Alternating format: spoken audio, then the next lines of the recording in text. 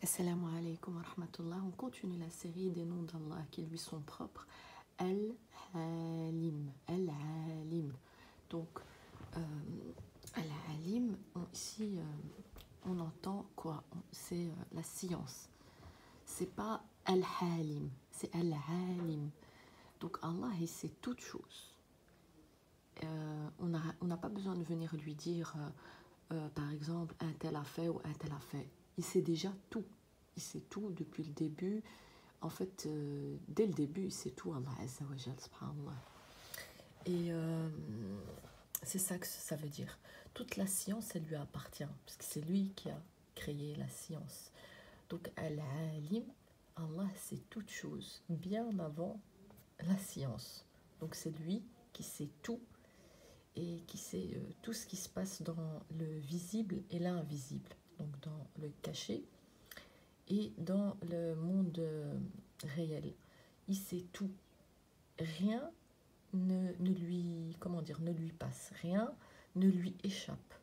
Tout est su par Allah et il sait tout, que ça soit de sa création ou de sa créature. Subhanallah al-Adim. Donc Allah al-Alim, al-Alama, al-Lamana, c'est aussi le professeur. C'est lui qui nous apprend la science. Qui allimna en fait din diana par l'intermédiaire, comme j'avais dit, les causes, les sabab, qui sont les savants, qui sont les livres. Donc Allah, chaque jour, il nous apprend quelque chose de sa science. Chaque jour, on apprend quelque chose.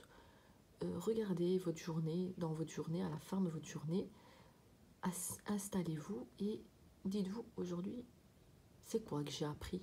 Et vous allez voir que chaque jour, vous apprenez quelque chose.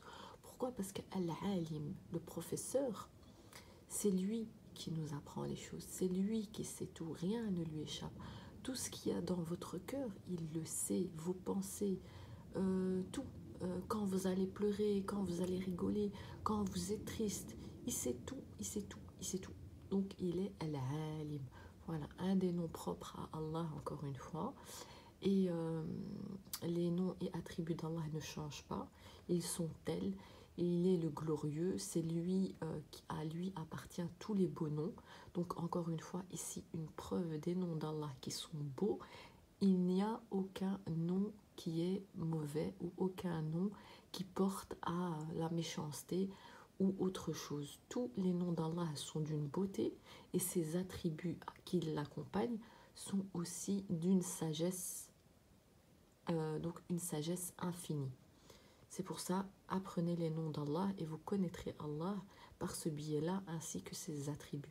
Et vous verrez que Allah ne veut que le bien de sa créature. Mais comme j'ai dit, chaque créature a un délai et un libre arbitre. Voilà. Wassalamu alaikum.